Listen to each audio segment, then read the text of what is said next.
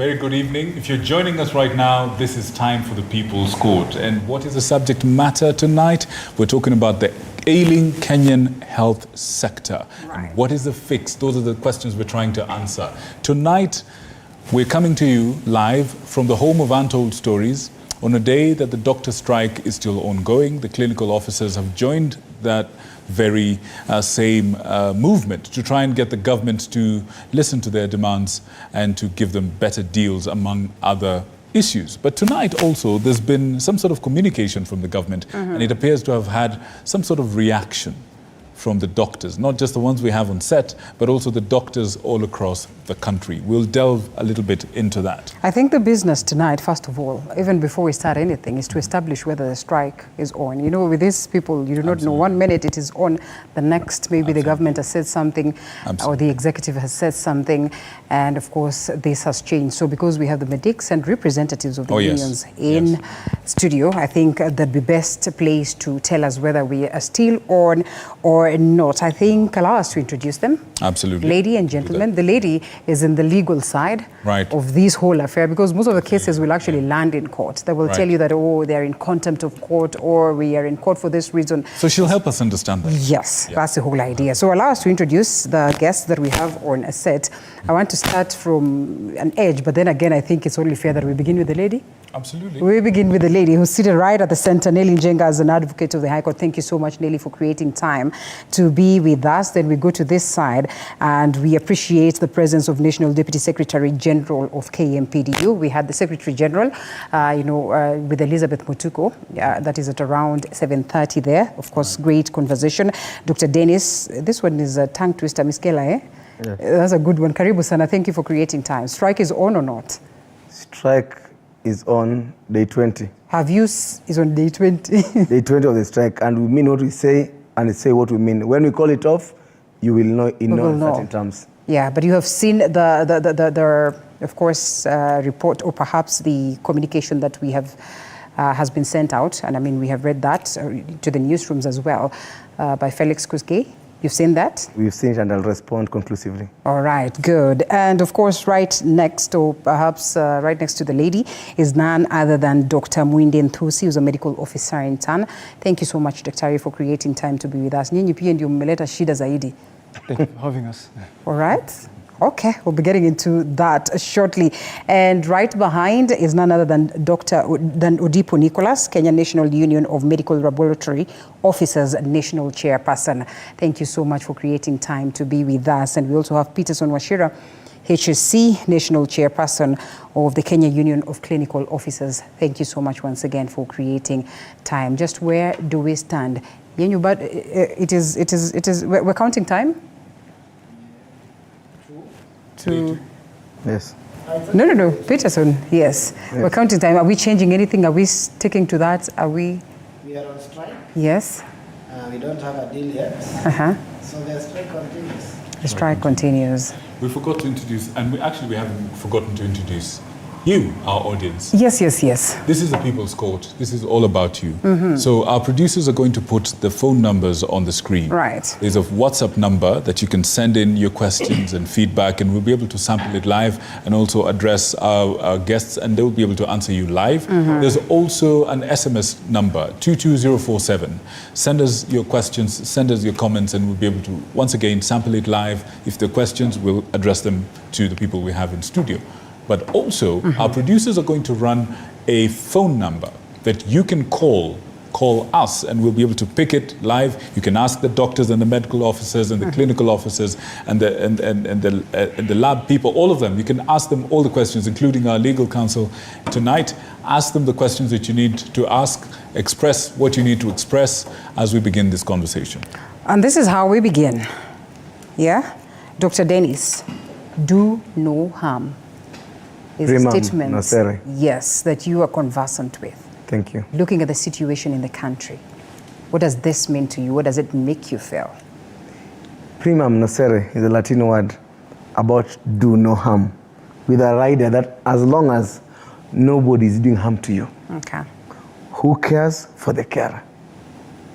The CBA was signed in 2017 after a lot of pain and frustrations that we had suffered since the evolution of healthcare. And a CBA is supposed to protect the employee and protect the employer. It benefits both parties. 7 years, we have begged for its implementation. We sued in court and court ordered them to implement it. We gave a strike notice in 2022, which they told us to give them time, they settle down and implement. Signed a matrix that I can show you with the Committee signing and Johnson Sakaja, the chair of COG Labour Committee signing, promising to sort our issues in 3 months. 1 year plus, they did nothing with it. What more do you want us to do?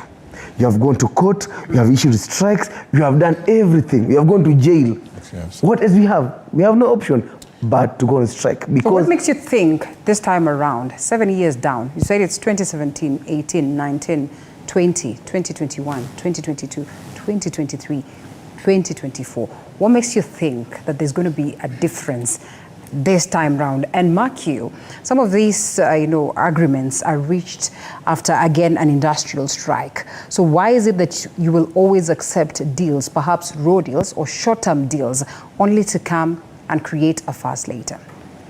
We know that things will change this time round because for the first time, we have a president called President William Ruto. Okay.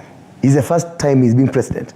So we can only judge him from this moment moving forward. If he fails us, then we will say he failed us. But we are holding him unto the promise he gave us when he met us in Catholic University when he was campaigning. And he signed a charter with us on healthcare workers. We are holding him on the promise that he has told Kenyans that UHC is his legacy project and UHC can't be there without healthcare workers. So we are holding from that point of trust that he promised us something and he must deliver on his promise. Health is a devolved function. Health is a shared function. All right. Victor Moyakane. You know what? For the sake of the viewers that are watching right now, let's go all the way back to basics. Let's first understand where all these things come from, right? Now, the clinical officers are on strike. The medical interns are unhappy because they've not been posted and so on. These are just a few things. Now, let's start with Mr. Wachira. Talk to us from where you sit. You represent your people, clinical officers. What is your beef? Give us the list of things that you actually feel are not working and the reason why you're on strike. We'll come to you as well to talk to us about that. We'll come to you, give us the experience of whether some of these experiences actually have affected you or not before we proceed. Let's and laboratory officers as well. They're going to tell us what they are here. Absolutely, Mr. Odipo. So let's start with you, Mr. Wachira. Quick. First Thank of all, you. what are the issues? What are we talking about? And I think I want to start from the point where we say that we derive no pleasure from strikes, from interruption of health services. That is not what we went to school and trained to do. We are pushed here by the government. We have policies and laws that govern industrial relations, that govern collective bargaining agreements and negotiation for the same. While we are expected to adhere to those guidelines, the government seems to hold the same policy and guidelines in contempt. Why am I saying this? Ourselves, we have a similar story, that we started our negotiations in 2019. If you may. Yes. Can you tell the public, as simply as you can, Yes. what do you want? The negotiations, what are they about? From the government. Number one, we want them to comply with the court orders.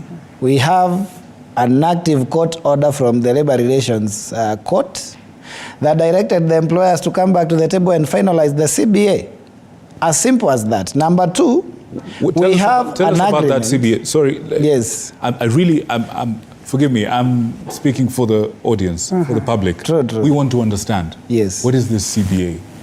What does it have? What is wrong? What are you upset about with the CBA situation? A collective bargaining agreement, first of all, is a document that provides for the relationship between the employee and the employer. Okay. In terms of remuneration, in terms of working hours, in terms of working environment. Now, something that is quite unique about collective bargaining agreements in the health sector is that we cannot actually bargain for ourselves without bargaining for the patient. Because when we talk about the working environment, that involves infrastructure and how it affects the issues of public health concern, where the patient is the beneficiary. We are talking about equipments and technologies that we need to make that diagnosis. We are talking about adequate staffing of human resources so that we don't get fatigue, and also so that that patient does not have prolonged waiting times. We are talking about availing the essential supplies in that hospital so that that child who comes with asthma, I can be able to save that child on time. That mother who comes with emergency conditions, I can be able to save them on time. That is what entails the working environment. Okay. So that is what we are bargaining for in the CBA.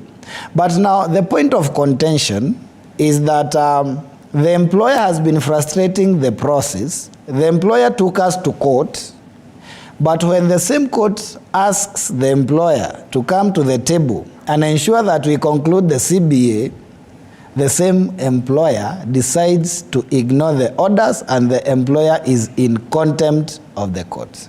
Your processes are ongoing, Wachira, and I was listening to the conversation that you had earlier on. Mheshimiwa here highlighting that we all know that Bunge is in recess, and therefore they are going to address your concern. They still are addressing, your concerns under the Committee on Health, but then again, they will come back to debate on this because by and large, it brings us back to the question of the budget. Why is it that you have chosen not to wait for this process to go full cycle and you have hit the streets? You see, the process of collective bargaining, as I said again, it's provided within the law. And the law provides that you first negotiate with your employer. You file a dispute if you do not agree with the Ministry of Labor. The Ministry of Labor is going to put up a conciliation committee that is going to conciliate. Then if that conciliation fails, you have two options. One is to go on a protected strike. The other one is to go to court. So for us as clinic officers, we have actually exhausted all those. We went on strike after we were given a conciliation report saying that the conciliation has failed because the employer refused to show up on the conciliatory table.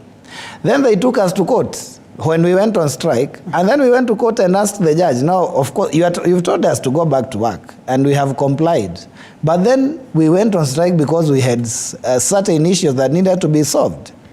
And the judge issued orders and instructed or ordered the employers to come to the table and conclude the CBA. What did they do? They decided to ignore. They have ignored until this time. And I'll be very surprised if we are going to see the same court give them another order to take us back to work when actually they can be seen to be abusing the court process. Strikes are issued based on timelines, based on what it is we have seen in the country. Is it a coincidence that then you notice and your action takes place the same time as the one of the doctors, that all of a sudden, before you realize it, then also the laboratory officers are also issuing theirs, and almost all this are falling during the same time? Is it a coincidence, or it's... Yeah, actually it's not. And let me explain, because I know most of the Kenyans think that there is a collusion to ensure that there is interruption. We have something called a CBA cycle in this country. Okay. A CBA cycle goes for 4 years, which I think elapsed in 2022, but because of COVID, it was pushed forward. So the current one is supposed to run between 2023 and 2026. So we are supposed to negotiate for a CBA that is going to run for 4 years. But now I think we are remaining with 3 years to 2026. So what happens is that on the 5th year, then that's a negotiation year. And every other 5th year, you are going to have a series of strikes, because the government has made it a tradition that they will never give anything without a crisis. Wow. And Yeah, that's the truth of the matter. And if you look at the precedence that has been created, look at the 2017 negotiation cycle. We had to have 100 days of strike for KMPDU. We had almost a month for clinic officers. We had 5 weeks for nurses. So these are precedents that is being created that every so often, when a CBA cycle is starting, then Kenyans have to suffer that process. Yet it's a policy that has actually been put in place by the same government. All right, fair enough. And we'll get into some of those issues a little bit later. Sir, Mr. Odipo. Yes. What is your grievance from where you sit? Our grievances are quite simple for the government. And we are asking questions why they are not able to give us what we want. Number one, there's something we call recognition agreement that a union must sign with the employer. We started requesting the government in 2021 to sign with us a recognition agreement. They have never called us. We've been sending letters, series of letters to the Ministry of Health, to the county governments, none except 3 county governments that have signed with us a recognition agreement. Of recently, around December, we sent another request to the Ministry of Health for them to give us audience. We wrote to the PS, Public Service and Professional Standards. She never replied to that request. So we are left with no option but to strike, because right now my colleagues here are talking about CBA. In our case, we cannot discuss CBA because we don't have a recognition agreement. So And that's as the main grievance. as Mr. Wachira has reiterated, there's a CBA cycle, which we need to start negotiating our CBA. We don't have a recognition agreement. That is number one. Number two, we have the UHC workers. These are people who came to help the country when the country was in a very deep pit during the COVID era. Every one of us knows what happened during COVID era. These people risked their life to come and assist their fellow citizens in fighting COVID. They have worked for 4 years now in contract. Now, what the government right now want to appreciate them with is to kick them out. We are talking about shortages of healthcare workers. These are 8,500 healthcare workers. You want them to go home. Can't we feel that there's going to be a huge gap left by these people? Here's a question for you. Yes. Somebody might wonder, Yes. why are they being asked to go home? What's the reason the government... They are talking about budgetary constraints. Constraints has Okay. always been the main, yeah. So they say, the government says they have no money to pay them, Yes. so they must go home. Yes. And your question is, why can't they make way for them? Yes. 8,500. Yes. That's your main question. That is the main question. Okay. Would you rather they are retained and there's no money? We want them to be retained and their employment terms be formalized to P&P. To see. Yes. Right. Okay. Yeah. And maybe if I can be allowed to just chip in one point about that. You see, according to the labor laws, you cannot actually renew a contract more than once in the public service. So we saw the Council of Governors the other day requested the ministry to renew that contract for UHC health workers again, which would then now get us into a legal conundrum because that will be illegal.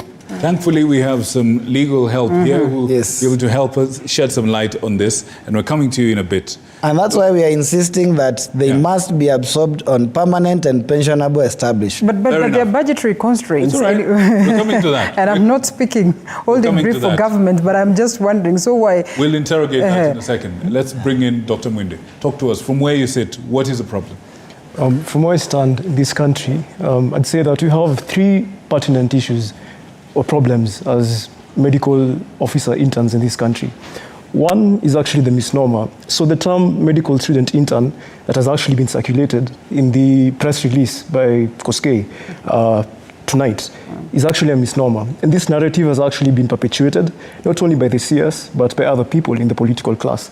See, when it comes to internship in the medical sense, it's employment, it's not education. Okay. What usually happens is, and this isn't a typical 8 to 5 hour job, you have basically to report in the morning at 8. You have calls, which are basically sessions where you actually have to stay overnight multiple times in a week to actually cater to patients, because they're emergency situations that usually present themselves. So you can imagine you're working from 8 a.m. in the morning till 5 p.m., but you're also on call that same night. And this is actually the pattern that usually shows itself in internship, where you have 48-hour shifts, 72-hour shifts sometimes, and you actually have to take care of patients, conduct emergencies. Let me even paint you a picture. When it comes to labor and delivery and emergency cesarean sections, interns actually conduct them themselves.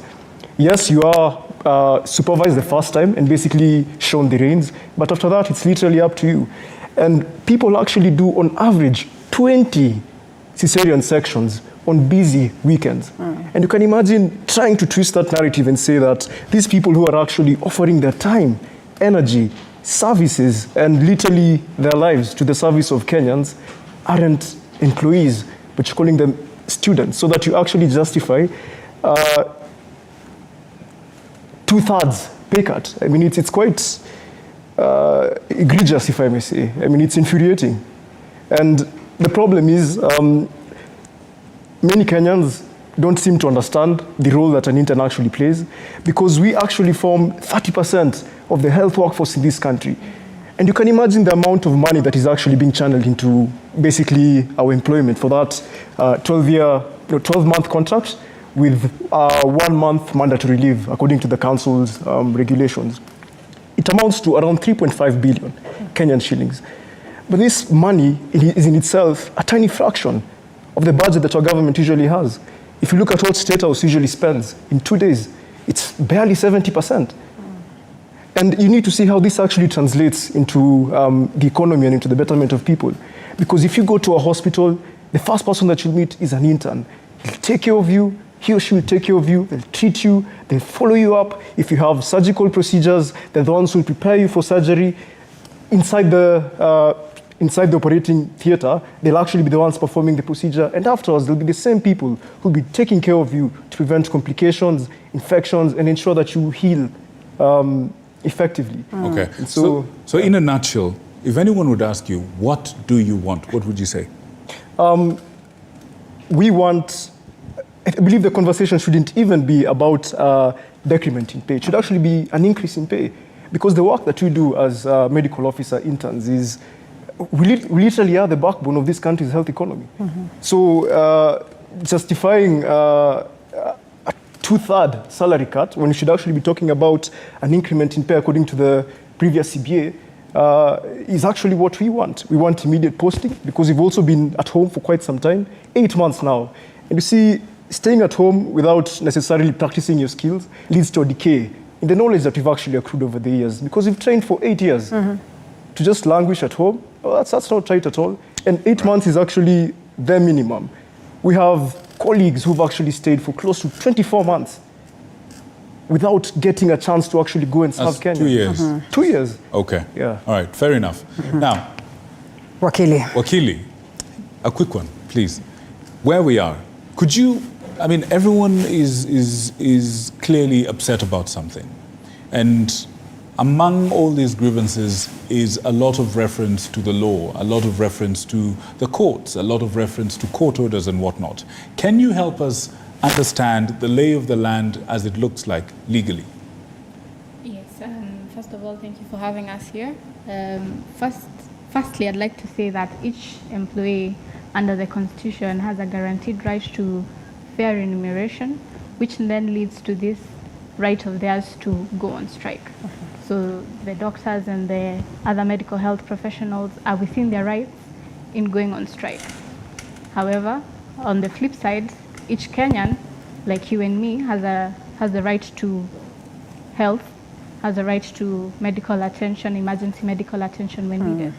So now there comes an impasse where the government and the medical health professionals are on different sides of the table. That's where the problem is coming in. So they have to then go to court to have their rights enforced. And as the doctor here, the good doctor has explained, in 2017, they went to court, they were given orders. There's a collective bargaining agreement which was signed between KPDU and the Ministry of Health, which was also signed later on in 2020 with the Council of Governors. So they're expecting for this agreement to be enforced, to be for the interns as well who are coming in this year. According to the collective bargaining agreement, there's the amount which they are allowed to be paid. So when they come and the letters that they're issued are then almost 2/3 cut of what is in the collective bargaining agreement, then they must then go for industrial action. So that's where they are. That's at the very basic minimum. Any employee has the right to go on strike. Wakili, briefly, when we are talking about this and most of the court orders that are on the table as we speak right now, the argument of the court is that at least then consider a minimum of ensuring that at least we save lives. But in this case, unfortunately, this is not what we say. So what are the guarantees that, again, when you bring back to the legal, or you bring this back to the legal table, then perhaps their concerns, their grievances would still be listened to if at all they're going to go against. And I mean, they are going to accuse the government for being in contempt of court, or perhaps the Council of Governors. But at the same time, we are seeing Kenyans suffering. We are seeing Kenyans losing lives. So, I mean, in this case, what happens? As I understand from the court order which was issued by the Employment and Labor Relations Court, there was some minimum requirements that they had requested for the doctors to issue. I think they had perhaps 1 or 2 doctors to be on call, so that not everybody then is on strike, so that if you go to court, if you go to the hospital, you have at least someone who is going to attend to you.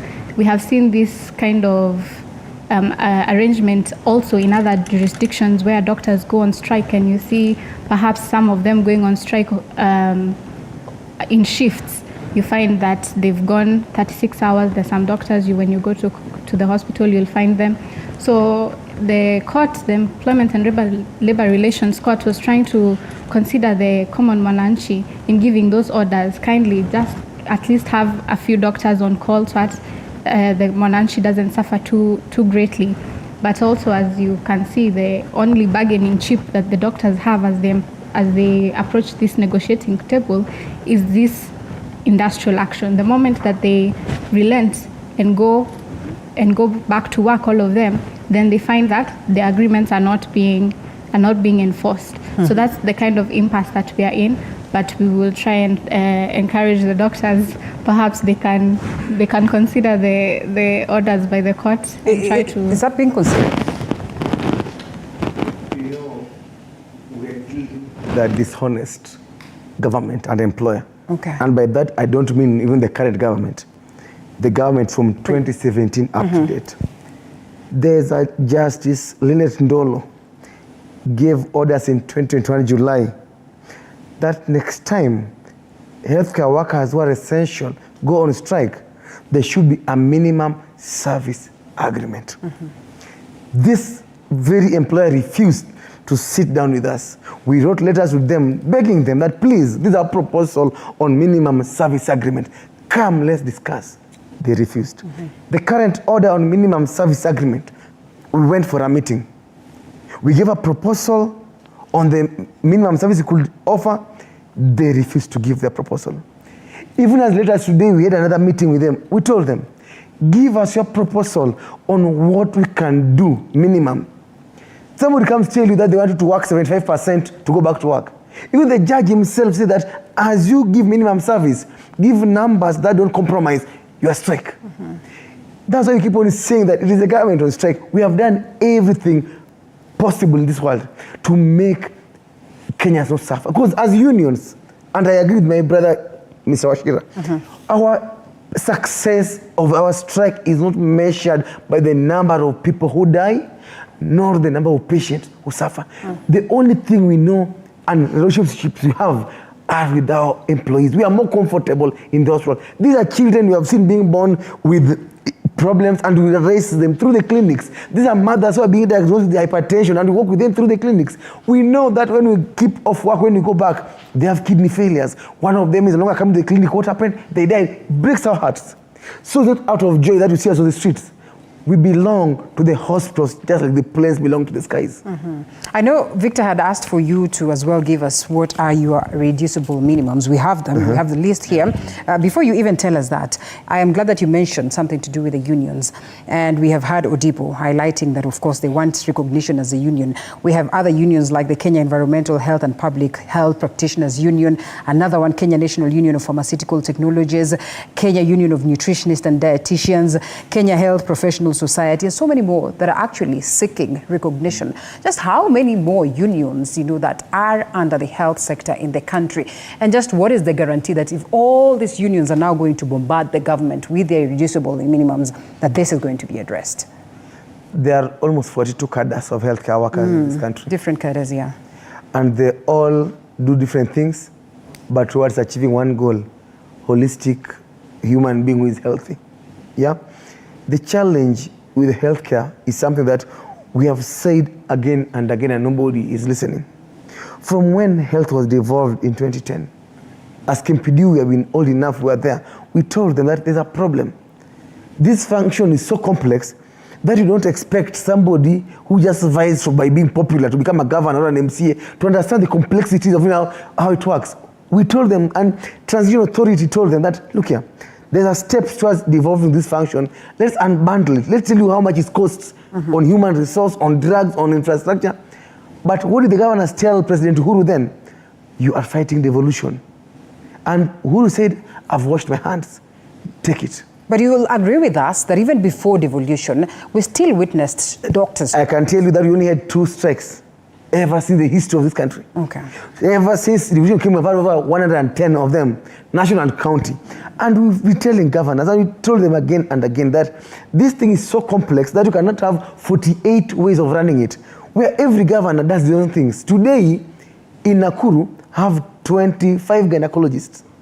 In Lamu, there's 0. Taita Taveta, there's 0. Migori, there's 1.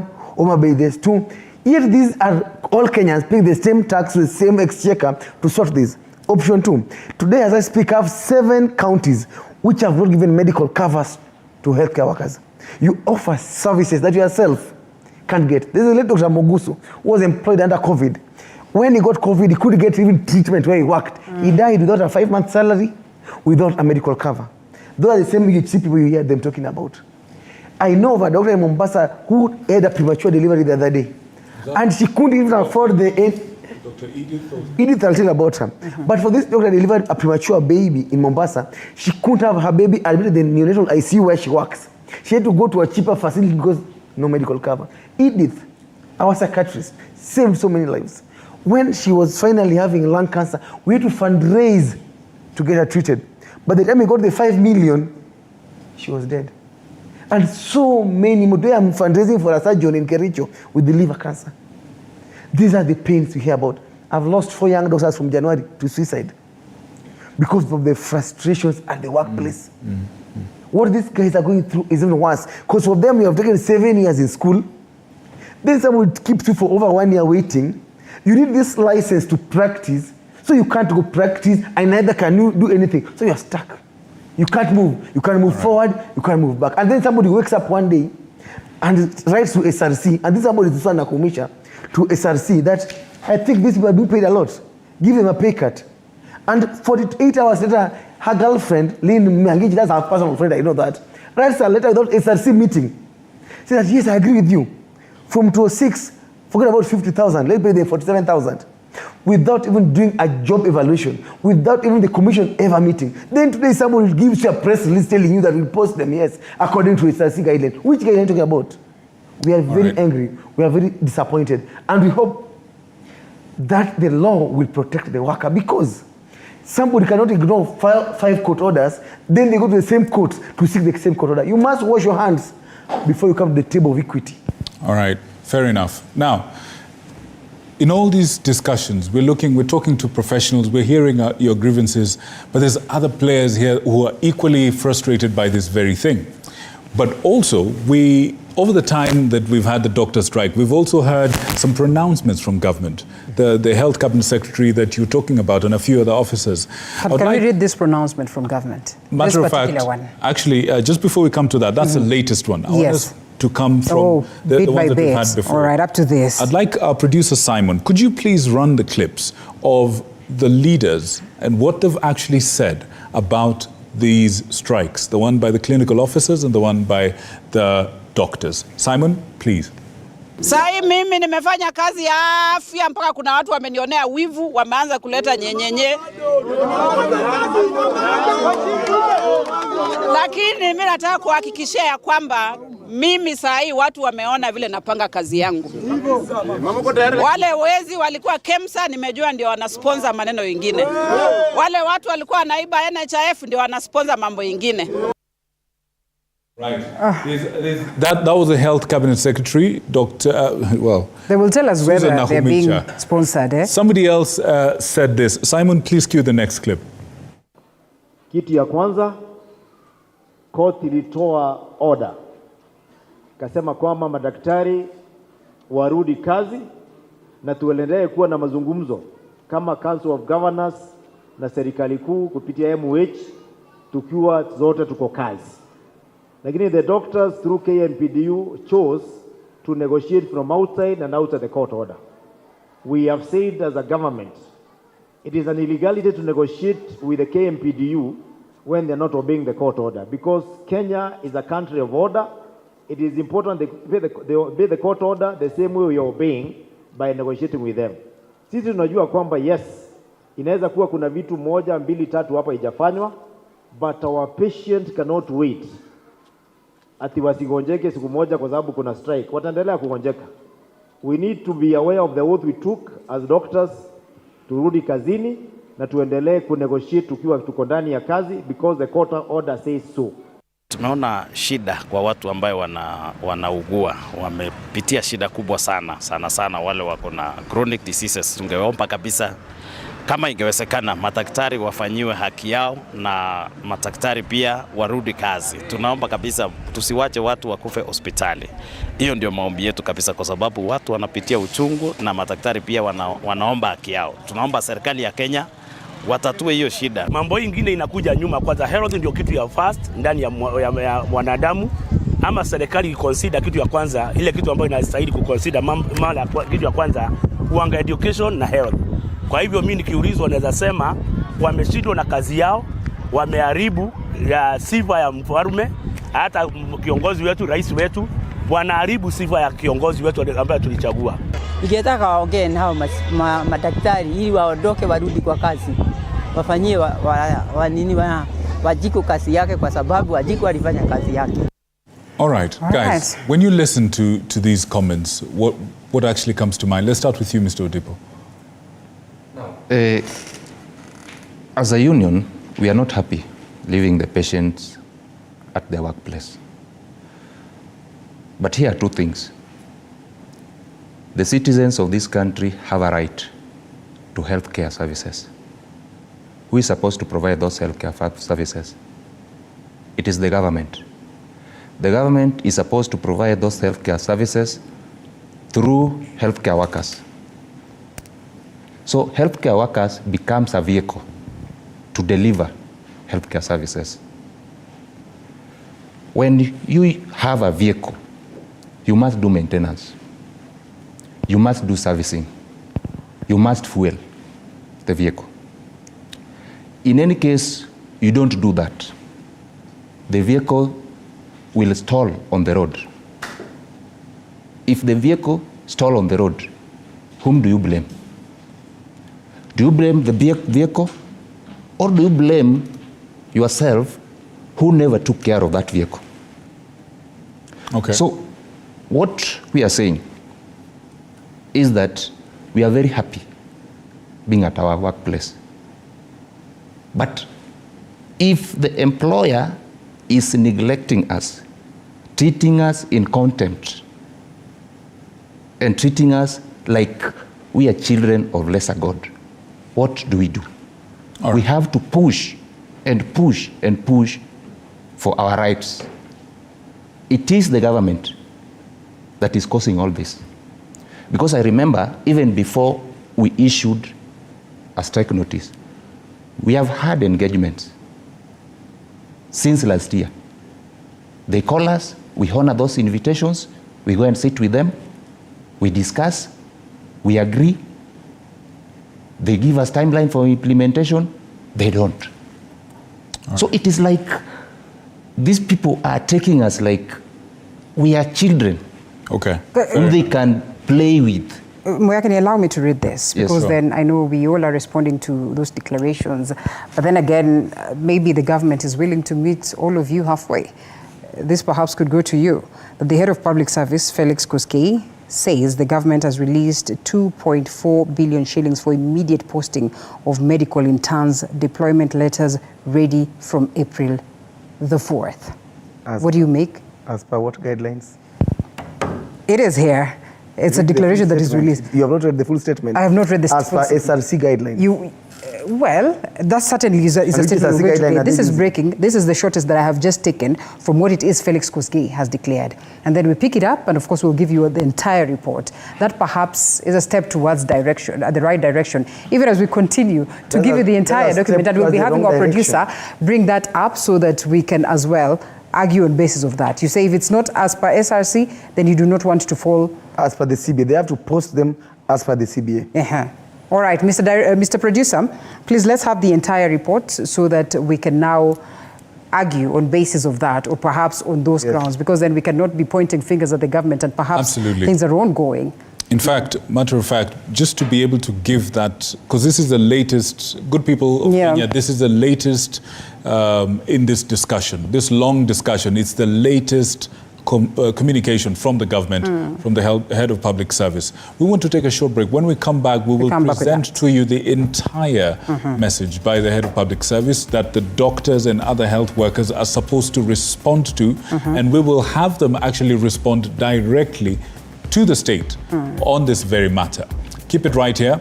Keep sending your questions. They're coming in on the WhatsApp line. Those of you who want to call, we'll be picking up your calls in a short while when we come back in the next part. And those who are sending in your messages, keep them coming in. Lots of them. Keep them coming in. We want to now guys, when we come back, we'll actually be firing questions. For example, there's actually a question for you. I want you to prepare. So when we come back, Peterson, you will answer this. Somebody is asking, do you people exist in the same economy as the rest of us?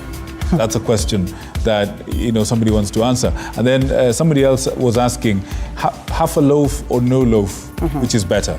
These are questions from the people that people have been sending in. So you guys will be able to answer that. But doctor, please prepare that. We will present the entire Lots of questions here. Lots of I will be asking Peterson Mashujaa, what happened to is it the Mashujaa declaration or the Kericho declaration that you spoke so high about? So we just need to understand what happened after this break. Right, all that after this break. Keep it right here.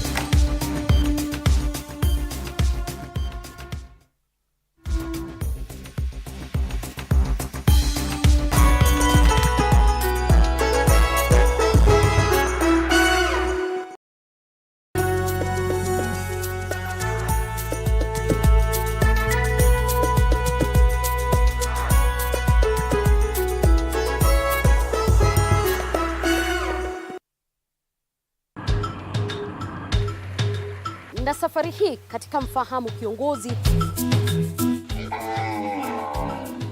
tutakuletea viongozi aina mbalimbali. Nikuwe na Nisani kama 10 na pia nikuwe menua minibus. Minibus nikoniwa. Kushinda unaangalia simu ya mzee. Soma Biblia ama ingia kwa washroom ujisugue mpaka nimetoa hivi. I don't know whether any of my children would want to get into the political field. Sijajua bado. Kila Alhamisi saa 1:30 kuendelea.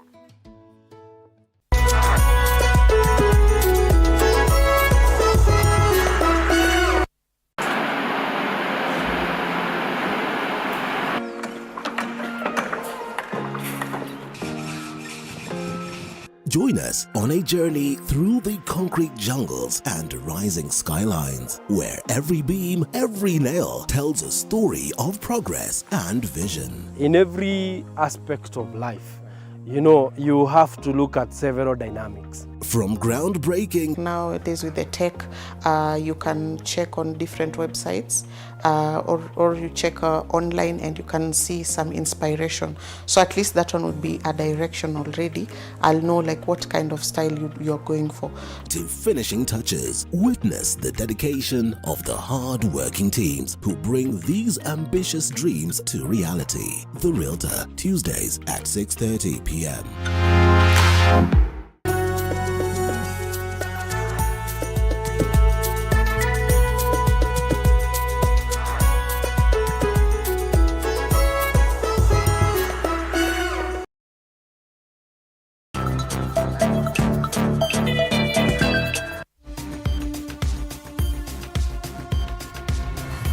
Right, welcome back. If you're joining us right now, this is the People's Court. We're talking about the health sector crisis. We have multiple unions going on strike, multiple unions unhappy with the treatment from the state, and multiple unions saying that they're not budging unless the state changes its attitude and responds to what they have to say. And just this evening, the head of public service has sent out a communique to the doctors' union, and it is what is on your screen right now.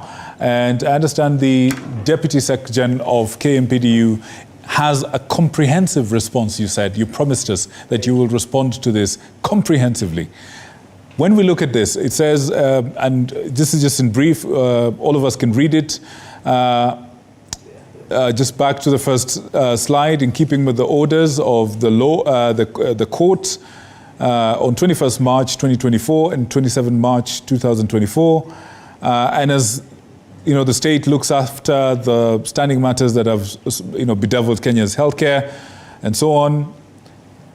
They want to be able to have a deal on the table. The 6 issued were classified to relate to the mandate of the national government, and others were supposed to be for counties, and 4 under the concurrent mandate. All that is just the preliminary. What is the main thrust of this? The second page, please. Of course, the conclusion of the MOU on minimum safety services. Fine. So number 1, they say, facilitated the payment of basic salary arrears accrued by the national government arising from the 2017 CBA. Number 2, secured the budgetary support to about 2.4 billion shilling to facilitate immediate deployment and posting of the 2023-2024 cohort of medical student interns, which is actually a definition that a lot of people are uncomfortable with. According to the guidelines issued by the SRC, which is another contentious issue. And finally, provided grants and scholarships for eligible postgraduate medical officers. This is in response to some of the grievances. But the feeling we're getting, one more thing in that regard, all eligible medical student interns are urged to collect their posting letters from the Ministry of Health offices with immediate effect from Thursday, 4th of April, 2024.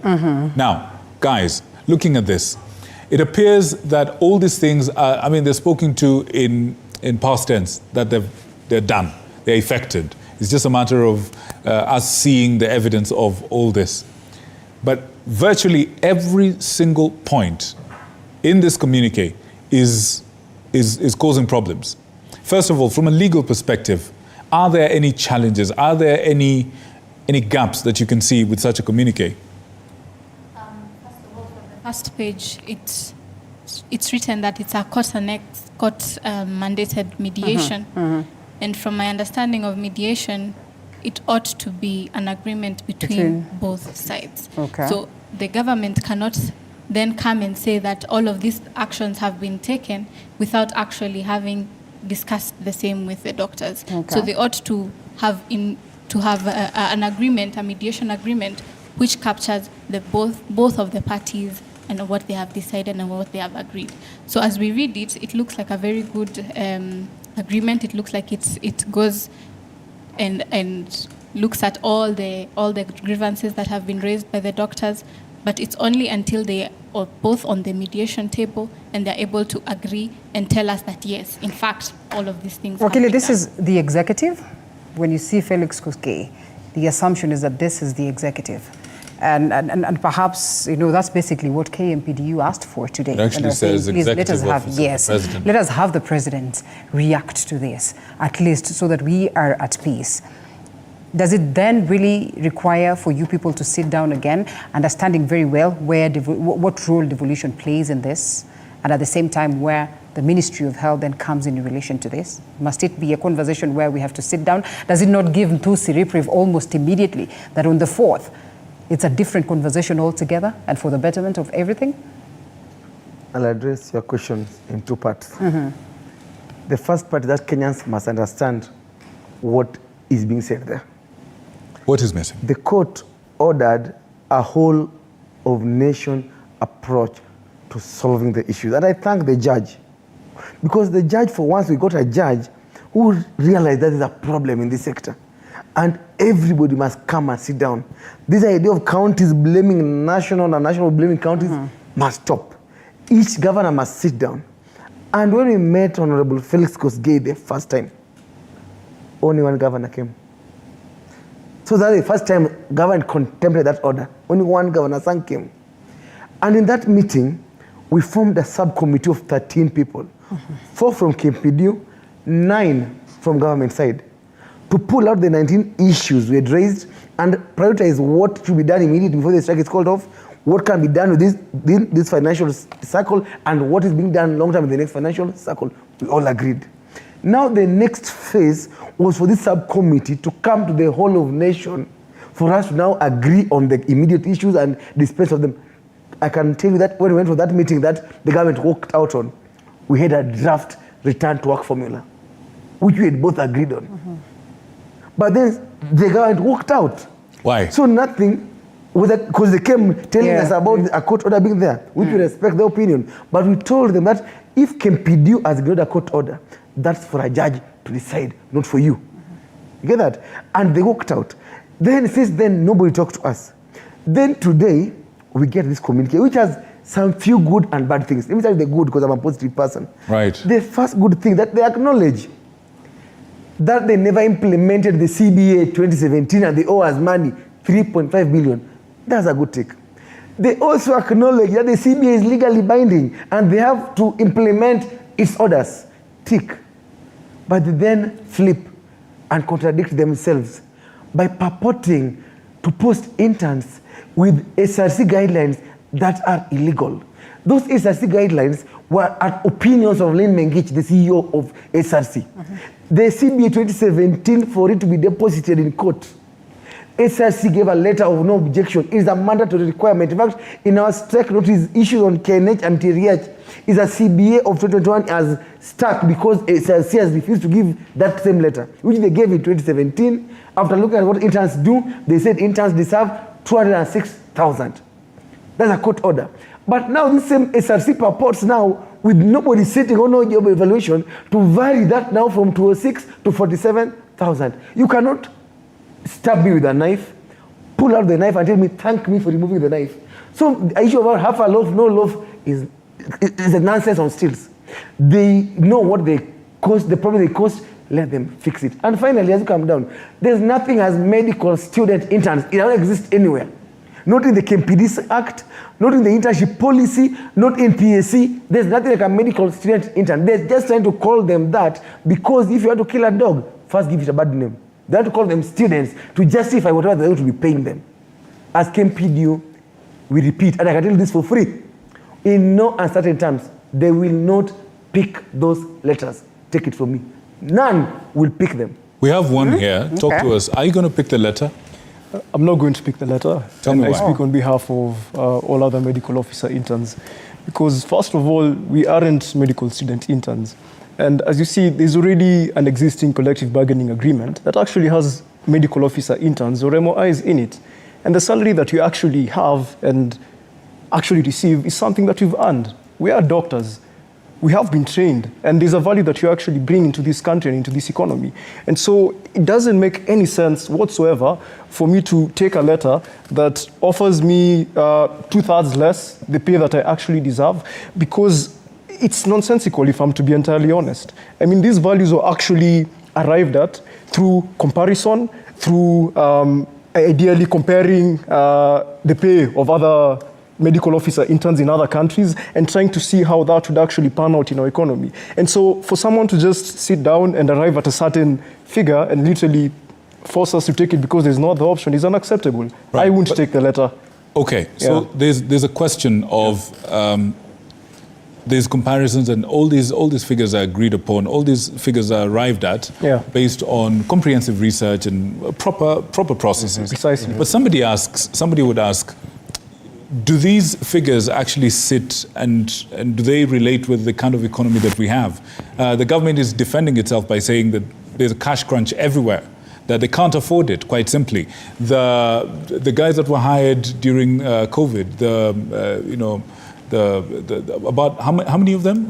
8,500. 8,500. They were hired. Government says we haven't got any money to pay them, let alone deploy this. Can you be able to tell us if my director is telling me somebody is calling from Nakuru? Please hold that thought. Oh, George from Nakuru has decided he wants to give us a little bit more time. Would you say, what do you respond to the statement that do your demands sit with the kind of economy that every other Kenyan is facing? Starting with you and then Peterson. Our demands are actually quite reasonable.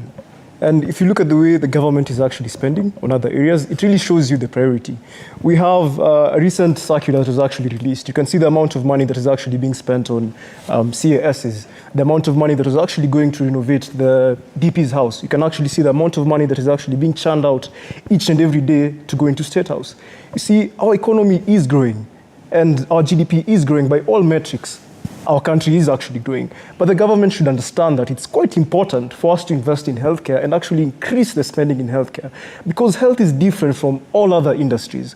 Whereas 30% of what goes into health actually goes into equipment. But healthcare workers actually consume, or rather should be part of the 70% of funding. So if you're to tell me that you're actually going to cut the funding for health in this particular state of the economy, because you can actually see it's 2/3, and you can even see the amount is 2 billion. That's actually quite shy from the amount that's actually required to post all of us. It's actually it's all over 4 billion. So you can imagine spending half of that on an economy that is already vulnerable, and you know how important health is. An unhealthy Kenyan can't generate value. So why aren't we prioritizing our money on people who actually need it? So you're saying one of the things that should be done to improve the very economy that this government is trying to improve is to invest in healthcare. Precisely, and that's actually... I mean, that should be across. Peterson. I think, and I think before I respond to that question, I must really respond to the statements from the CS and also from the chair of the Health Committee, the Council of Governors.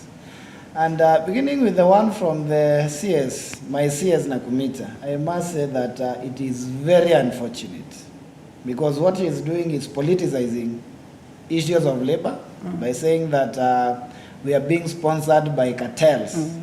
That is very unfortunate, because you need a very sober and objective environment to be able to solve these issues. And probably that is why we are here, because we haven't had that sober and objective conversation.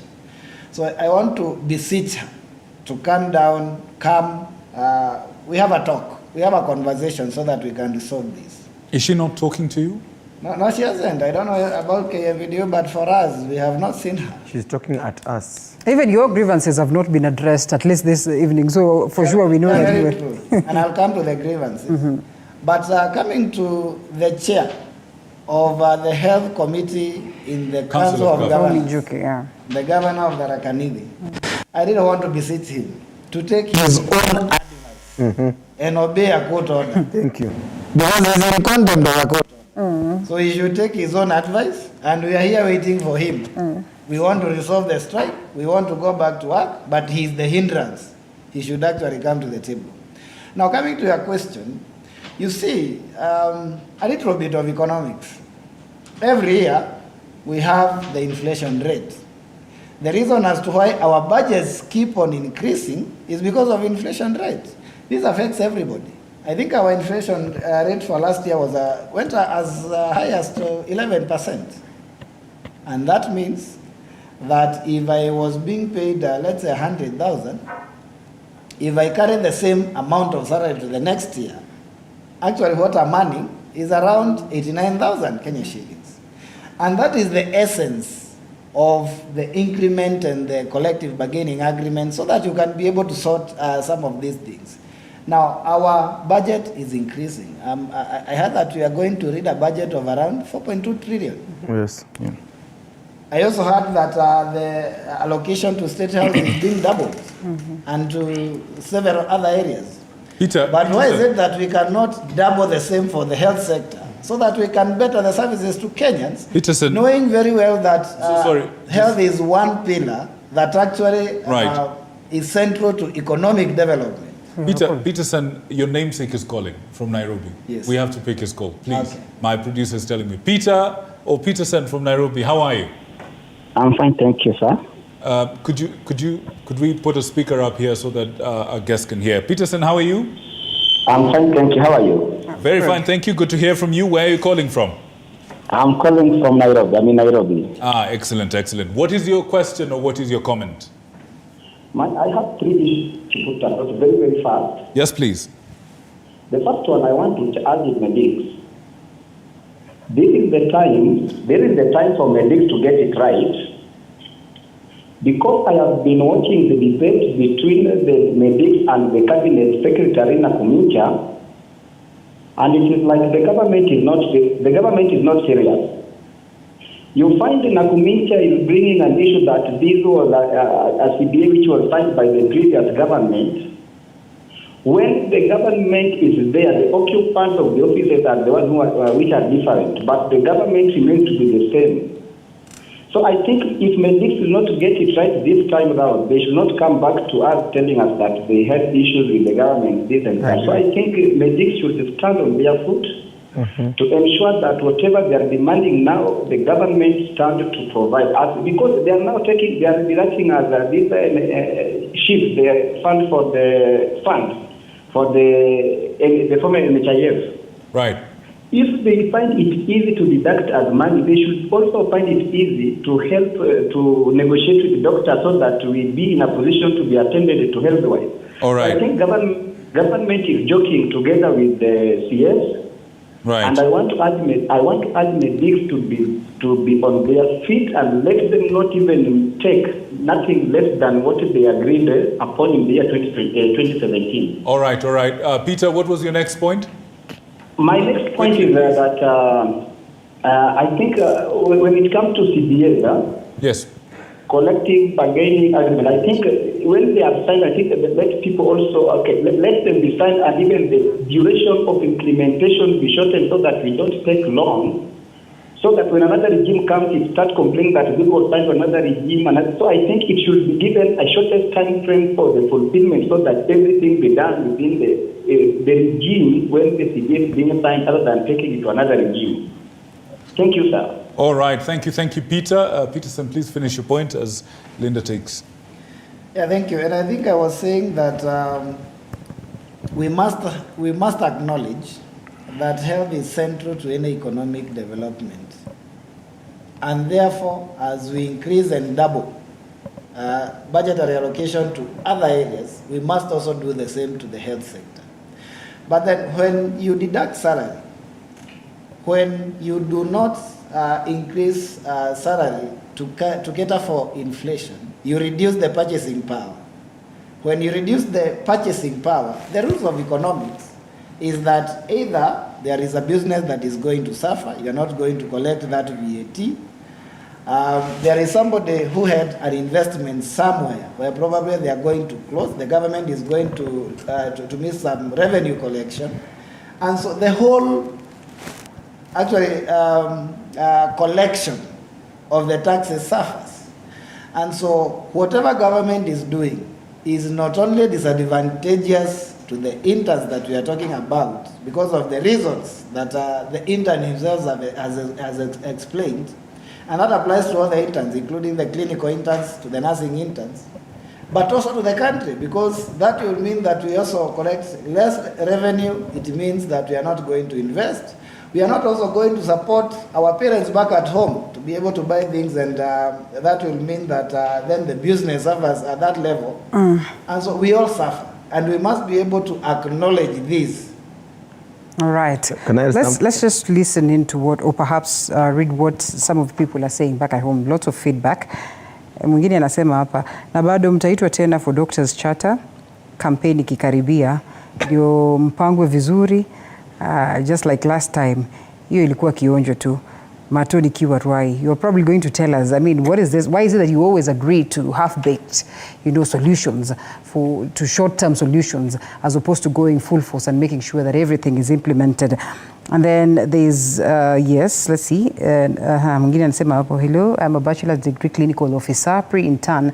My question is, when are the degree clinical officers being posted? We have also received over 60% pay cut in accordance to the SRC recommendations. We want the government to comply with the PSC-approved scheme of service and pay the remuneration fairly. And of course, yes. Susan from Nyahururu is on the line. Oh, she's calling. Yes. All right, let's listen into what Susan has to say. Please talk to her. Susan. Yes. Jambo. Hello to you. Good. Your contribution to the conversation? Yes, I wanted to say this. The government is not serious on this issue because... hello? Yes, we can hear you. We can hear you. Proceed. Because when we look at the issues that they are prioritizing, right, and then we consider the health issue, they are not considering health issue as a priority. Okay. Now, when we look like the issue of the CAS, yes, and the amount, the salary that they are saying that they will be paid, right, and what our doctors are asking for, right. To be sincere, they are not serious. The government is failing our health sector. Well noted. Thank you so much. Yes. Our clients are suffering outside. Yeah, we love our work very, very much. But you see, if you're not motivated, what do we do? All right. Good question. Thank you so much. Another person here, and I mean, as we respond, somebody else. Thank you so much, Susan. Have a good night. Thank you for your comments. Thank you. Thank you. The government has forgotten about the Kericho Declaration. What about the Kericho Let me tell you about Kericho Declaration. Coming back to you, Odipo, I know you're waiting. Kericho Declaration was one of the most embarrassing things that this government can ever talk about. Because on the 20th of October, the government had a Mashujaa Day that was themed on UHC and premised entirely upon the pillar of human resource for healthcare, the healthcare worker. They spent millions, sponsored by WHO, in Safari Park for a pre-conference where for 2 days we discussed issues bedeviling healthcare. And we came with a pre-conference write-up. Then we went to Kericho, Kapkatet. The night, the 18th of October night, the unions, all of us here, we sat past midnight with the Kenya Health Human Resource Advisory Council, led by Chairman Professor Frank Wafula, trying to come up with the issues affecting us and timelines on how to sort them out. And we promised that if they sort them out as we agreed, we will have 2 years of no strikes. We gave that. And the next day on 19th, in front of cameras rolling and head of public service, Felix Kosgei was the guest of honor. We signed these agreements and they were beamed on the screens and we clapped. And on 20th of October, the president launched the Human Resources for Healthcare Workers in UHC. We were never even given that agreement on our hands because certain ministers were not there and they need to sign. One of them was CS Bore for labor. When we came back the first week, we asked for the document, nothing. 2 weeks, nothing. It's now how many months since October? Not even that document anyway. And that's why even in this strike, you will never see Frank Wafula, the chair of KHRAC, because he was so embarrassed, because he gave his word to us Everything we were signing with us was what he was getting as orders from above. And they didn't implement that. We did a mediation for 1 year, KMPD with a report. Yeah. A report that Minister of Labour mediated and told them, you are on the wrong, implement. They never. The government is the one on strike. And as I finish, to Madam Susan Nakumicha, we are not being sponsored by anybody. That's why no matter what, you never see us hanging around coattails of politicians. Right. Because we are not politicians, neither do we intend to be. We just want that patient at home to get the service that they deserve. All right. Charles, apparently Charles will be our last caller tonight. Charles, good evening. Good evening, Charles. Good evening, Charles. Well, looks like Charles really loved what you had to say, or maybe what he had to say. Maybe I answered him. What he said. Odipo, we come to you. As we conclude, I'm afraid we're running out of time. Can we just get a round of comments from all of you, quick as you can, punchy as you can? If you had a chance to talk to the president, because clearly one of the grievances is that the health CS is not talking to you people as well as she's supposed to. Fine, you have an audience with the president. What are 2 things you say to him? Quick as you can, 30 seconds. Okay, fine. There's a problem in the Ministry of Health. Because here we have a cabinet secretary who is so quick to speak in funerals and rallies, matters about health. Those people she's speaking to cannot help her solve the problem we have at hand. So the Cabinet Secretary of Health should know that she cannot dance on the graves while her work is supposed to preserve lives. All right, fair enough. That's quick enough. Dr. Mwinde? You're speaking to the president, he's listening to you. What would you say?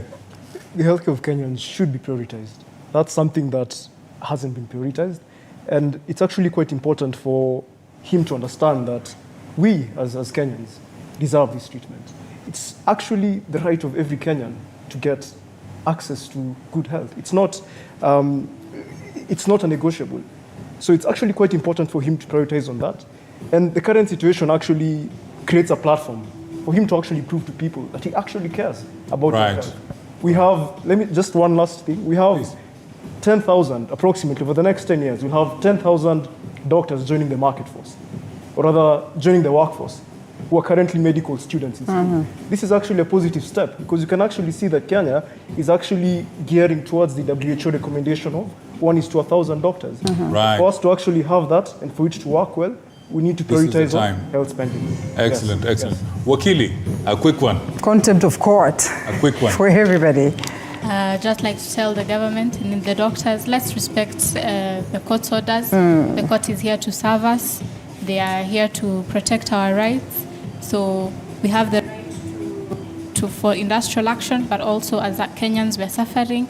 We're just going to urge the doctors and the government to go back to that table. Go back to the table. That's the message. And obey the court orders. Yes. Dr. Miskela, quick as you can, 30 seconds, quick, fast, and in a hurry.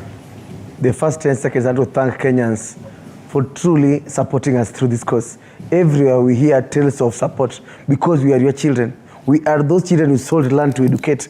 We are your most disciplined, hardworking children who carried on TV. Continue supporting us and continue putting pressure on government. To the president, Kenyans only elected one president. When you lifted the constitution to protect and uphold it, you are to use it to protect the doctors and the patients. In Article 43 of that constitution is a right to healthcare. There is no healthcare without the health worker. Please get time meters and get to hear us the story. We believe you have been lied to, and we'll tell you why when we meet. All right. Peterson, close the show for us. 30 seconds, you're speaking to the president. Deliver. Yeah, thank you. And I want to say that as clinic officers, we are ready to go back to work. I really want to urge the Council of Governors to come out of strike. Peterson, sorry, we want to hear you properly. Your mic has just gone off. Use this one, please. We want him to hear you. Sorry. Once again, 30 seconds starts now. Thank you. So I want to say that as clinical officers, we are ready to go back to work as early as tomorrow morning. I want to beseech the Council of Governors to come out of strike, obey the court order, come back to the table so that we can conclude the CBA. And I really want to thank the Ministry of Health and especially the PS for Public Health and Professional Standards, PS Bodoni, because she has taken it upon herself to try and sort this. And we really want to add the President that he can also intervene to ensure that all the players come to the table and that for once and for all, we sort this issue so that this should be the last strike that we are seeing. All right. In his administration. Yes, in his tenure. All right. All right. Now, if I hear all of you correctly, you're ready to sit on the table for an honest discussion. You're ready. Mr. President, you had the people. Mr. HSC has said his bit. And we say thank you to all the Kenyans that chose TV47, the home of untold stories, to share in this conversation. Thank you for choosing us to inform you this evening. Thank you for watching.